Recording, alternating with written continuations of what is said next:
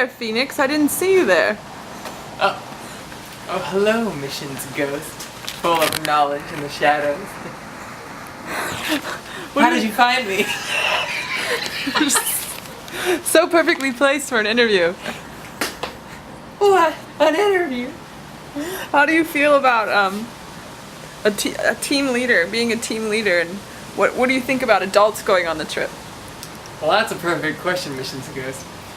If you're leading a team of college students, and I mean, you have 10 to 15 people and you have maybe 11 or 12 college students, but it's also connected to a church or it's connected to a family member who's also going, and there's maybe just one or two adults from your church or family going, make sure that you involve those people in the trips. When you get to the planning stages, when you get to the worship, the devotionals, and in the third world, when you get into delegating different jobs throughout the day, don't leave them out. Don't focus solely on energizing and supporting the students. That's fantastic. Continue doing that. But consider the adult part of that team for sure. Like, they are your brother, they are your sister. Just involve them in everything because they have wisdom and experience and just everything that God needs you guys to learn. You're going to be learning from each other and the host culture. So include each other. How do you model conflict management? Great question.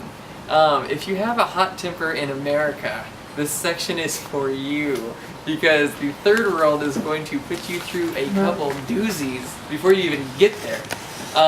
Whether the bus doesn't show up, or whether the plane is late, whether you get rerouted to a different country, whether you don't speak the language and the taxi driver doesn't know where to get you to the hotel or the church or the mission site, or somebody steals your money or your passports. I mean, what if the bus is late? I mean, if the bus is late, it's probably just not coming. So you better start paying for a map. I'm not even kidding. Or, I don't know, a couple of you teams might get satellite phones. The honkin' ones. But I mean, only if you're going to very dangerous places. We're still a very poor ministry. My team might not have the satellite. Nobody else. But, what was your other question? Something about conflict management. So if you had the satellite phone and all the other teams come and beat you up because you aren't giving them one, what would you do? Take their money. Vegas. Conflict management. Conflict management. Here we go. If you are stressed out here and you run into all those situations, or even just one of those situations on your mission, Satan is going to use that. He might even place that in your way for you intentionally to stumble over because he wants people to look on you guys as fools. He doesn't want you to see as graceful, peaceful, loving, forgiving Christians. He wants to see you as foreign, pin-headed, stubborn jerks. That's how he wants people to view these Christian missionaries coming to help out in their church or in their local ministry. So do your best to model conflict management as a leader and as a participant of the team, and show grace, humility, forgiveness, peace, give people the benefit of the doubt, and be preemptive. If you see a problem starting to rise, just be like, love the person, hug the person, shower them with prayer. Shower everything with prayer, because that is our first line of defense, and it should be our biggest line of defense, you know? So just be Christ in every situation to everyone, and put yourself on the bottom. Be the servant, wash the feet, pour hot coals on the enemy, if you will. Satan's trying to frustrate you, you frustrate him right back by being loving and forgiving and peaceful, and find serenity in that mission with you and the locals and your team and the missionary. Be what you're called to be. Okay guys, so when you guys are still in America, you need to stress the importance of all of your team members attending every pre-trip training session, because I can't say how important it is to make sure everyone's on the same page before you get to your mission site. Because if you're only able to meet 8 times and someone only makes 3 of them, they're gonna have a real rough time integrating into the host culture, say in Haiti, Nicaragua, India, Cambodia, Africa, anywhere. They're going to have a real tough time if they're going through it alone because they haven't been preparing with the rest of the team. So just make sure everyone is there. It's very vital. Consider it sacred time with your team to be connecting with God and each other and preparing their hearts and their minds for their mission. You want to also make sure that the first 15 to 20 minutes of each hour, hour and a half of training time is spent in worship and focusing on Christ's teaching. And you guys can lead that off the first time, but also sign up people for the following weeks. So you just want to make sure that someone is having a devotional through the scripture. They could talk about pure worship. They could talk about serving the needy. They could talk about helping those who are less fortunate or different than you, not judging people, just whatever you feel like your mission site's going to need.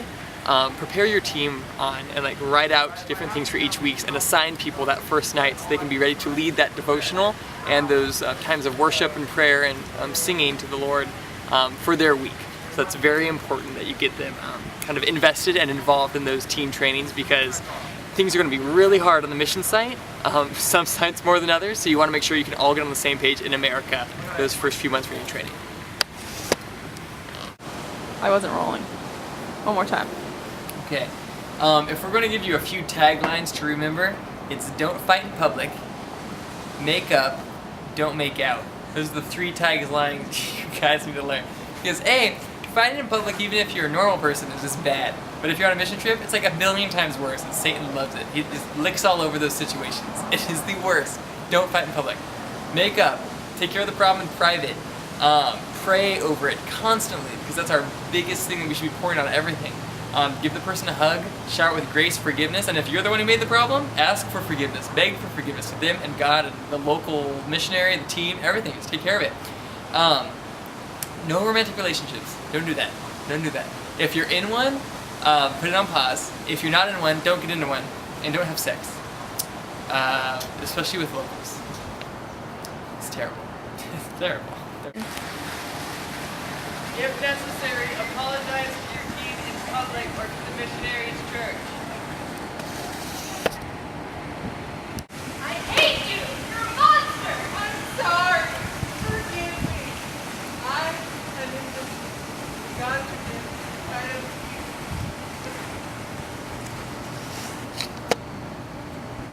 am My name is Michelle Gooch, and I served in Mexico City for 19 months, almost close to 2 years. I've also done short-term missions to Zimbabwe, Africa, and to Ecuador in South America. What do you have to say about the importance of flexibility? Flexibility training is very important. You need to understand that things don't run the same way that normally run in your hometown when you're in overseas country. So I remember being trained for my mission field, and our cars were taken away for 2 months, and we were in Lubbock, Texas, where public transportation, isn't very handy, and so we would have to figure out our bus routes. We would have to figure out how to get from point A to point B and time out our days. I will say foreign countries, typically big metropolitan ones, are a lot better at buses coming a little bit more frequently than in Little Lubbock, Texas. But it definitely teaches you to be in a different mindset of not thinking about yourself, but it's always others. That's what I think flexibility is really what it's needing to teach you. It's teaching you that things happen. Murphy follows you from the United States to whatever country you go to, so you have to just roll with it. And attitude really affects how you work and how you are able to serve others. And so I think if you just keep that in the back of your head while helping to train your groups and your teams, just to put them in that right frame of mind to be flexible for whatever could happen. You could end up waiting for your charter bus to take you from one city to the next, and it might be a while. Think of some games, think of some stories, talk about what impacted you that day, like what are you looking forward to in that next stop. Sometimes it might just be keeping our minds off of whatever we're unhappy about. So yeah, flexibility is something that's very, I think, key to getting your team prepared to know that things happen, let it go, move on, remember why you guys are there. Oh, I got one. Rolling.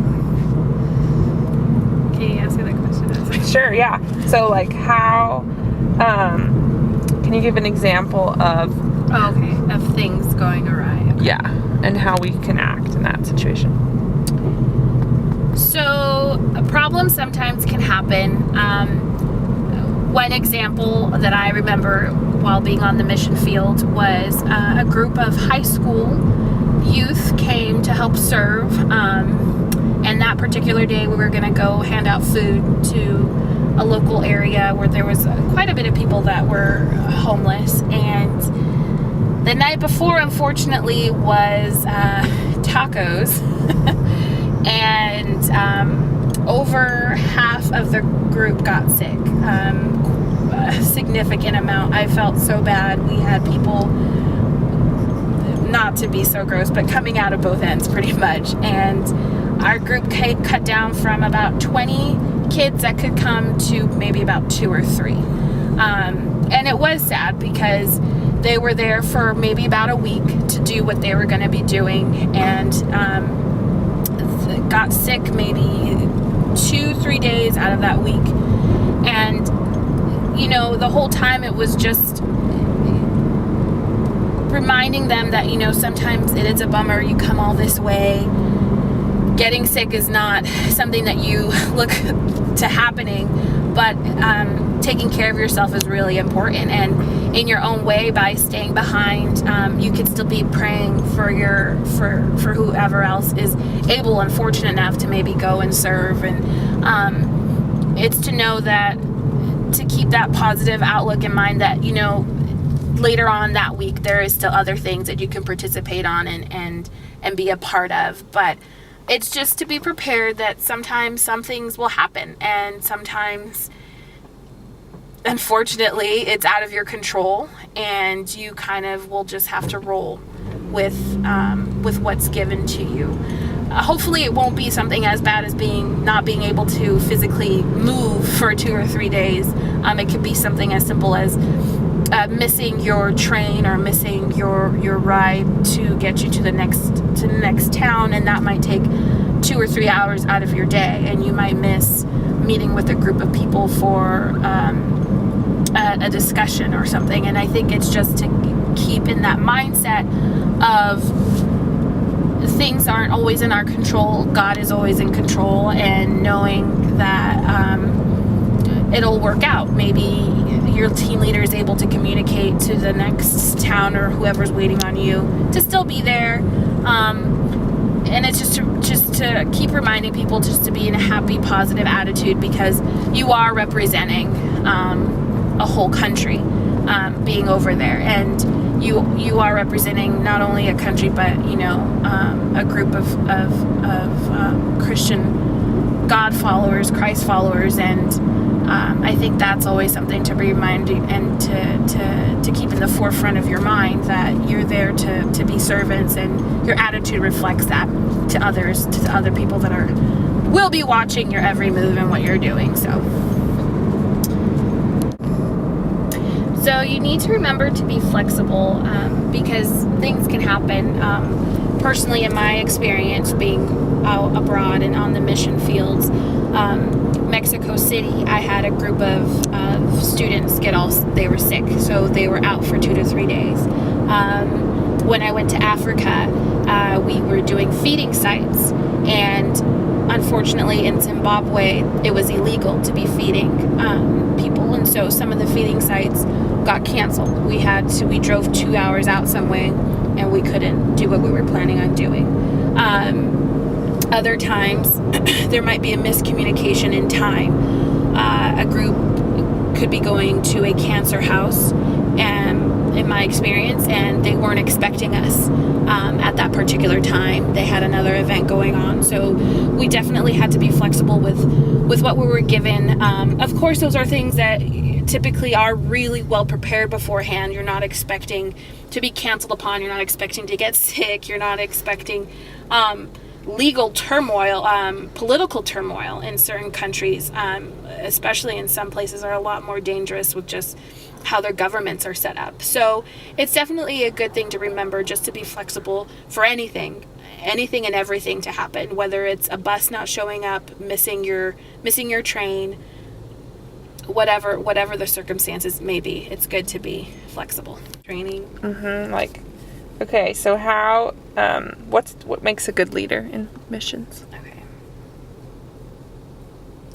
Well, what makes a good leader, I was trained by people who really entrusted me that God was going to be placing on my heart where I needed to go. And I think a good leader knows how to be really involved with their groups. They know where everyone is mentally and spiritually, and where they are prepared for what they're gonna probably expect. And I think a good leader also knows how much to be involved, and when it's necessary for them to step in and give advice, or when they need to stay back and observe and see what that person is needing. A lot of times, different people react differently, especially with culture shock. Whenever you go to another country that's not your own, some people tend to be reserved and go with inside themselves, and that's when a leader needs to know, okay, I need to bring out that person versus someone else who might not realize they're in culture shock, and you need to bring that person and be like, okay, like, you're on a high now, but I don't want you to come crashing down. Something might happen. So I think a good leader knows how to balance their team and really know who are the people on their team that they're bringing, what their strengths are, and really help to push that and motivate them while they're on the field. Yeah. To me, a great leader is someone who will be getting really involved into their group's lives. Just knowing who their team is, knowing what are their strengths, and knowing how to help push them and prepare them for going onto the mission field and to be serving them. I think.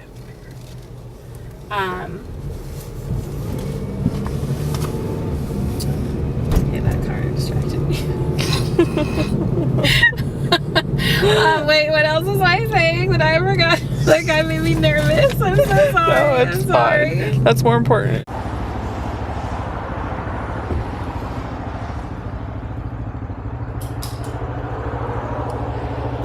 So, when you're dealing with a group of people, traveling, and especially tight quarters, can sometimes be taxing on everyone. And so, you have to just have patience and allow each person to be able to solve their problems for themselves, and just encourage, little things might get irritating, and so it's just encouraging one another to might go and talk to that individual, and really be Christ-like on your team, on your field, because again, you have to remember there are always people watching and people wanting to see Christ through you. And so I think by being able to be adults and handle little issues that might come up with amongst yourselves, I think is a good thing to encourage to your team as team leaders.